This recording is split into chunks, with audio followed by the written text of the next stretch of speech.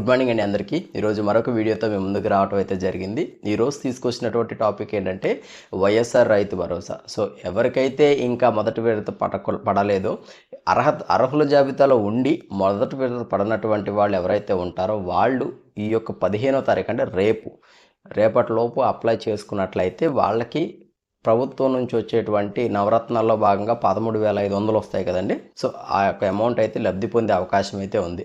So 13,500 అంటారు ఏంటని చెప్పేసి మీరు కన్ఫ్యూజ్ అవ్వకండి. సో ఇది కాంట్రిబ్యూషన్ బిట్వీన్ అంటే ఇద్దరికి ఉంటుందండి, స్టేట్ గవర్నమెంట్కి సెంట్రల్ గవర్నమెంట్కి. ఓకే, సో మీరు నన్ను అడిగే క్వశ్చన్ ఏంటంటే సిటిజన్ పోర్టల్ ఏమీ లేదా అని చెప్పేసి మీరు నన్ను అడగొచ్చు. కాదండి, సిటిజన్ పోర్టల్ అయితే మనకి వైఎస్ఆర్ రైతు భరోసాకి అయితే ఖచ్చితంగా మనం సచివాలయంకి వెళ్ళి సచివాలయంలో అప్లై చేసుకోవాలి. కానీ పిఎం కిసాన్కి అయితే మీరు డైరెక్ట్గా ఆన్లైన్లో అప్లై చేసుకోవచ్చు. Okay, so max to max try చేయండి ఈరోజు కంప్లీట్ చేసుకోవడానికి, ఇవాళ రేపట్లో. ఎందుకంటే స్క్రూట్నింగ్ అయితే ఖచ్చితంగా ఎర్లీగానే అవుతుంది. సో ఇటువరకు అంటే అప్లికేషన్ పెట్టాలా, 3 నెలలు ఆగాల, ఇలాంటి ప్రొసీజర్ ఉండేది.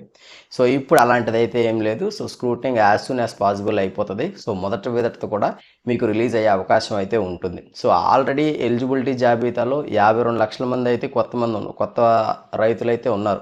సో మీ దగ్గర కౌలు రైతు పట్టా కానీ, ఓకే, సో ఇంకా భూసాగు పట్టా కానీ లైక్ దట్ ఇలాంటి మీకు అంటే ఆ పంట సాగు చేసినట్టు అర్హత గల పట్టా ఏమన్నా ఉన్నా మీ యొక్క ఆధార్ కార్డ్ తీసుకుని మీరు ఆ నియరెస్ట్ సచివాలయంకి వెళ్ళి అయితే మీరు ఆన్లైన్ చేసుకోవచ్చు అండి. సో ఇది ప్రొసీజర్.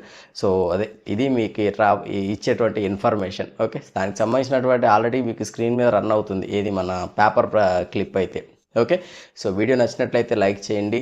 మీకు యూజ్ అయింది, కొంచెం ఇది అందరికీ యూజ్ అవ్వాలి, టైం లేదు అనుకుంటే ఈ వీడియోని అయితే షేర్ చేయండి. ఇలాంటి వీడియోస్ కావాలనుకుంటే మా ఛానల్కి సబ్స్క్రైబ్ చేసుకోండి. థ్యాంక్ యూ అండి, థ్యాంక్ యూ వెరీ మచ్.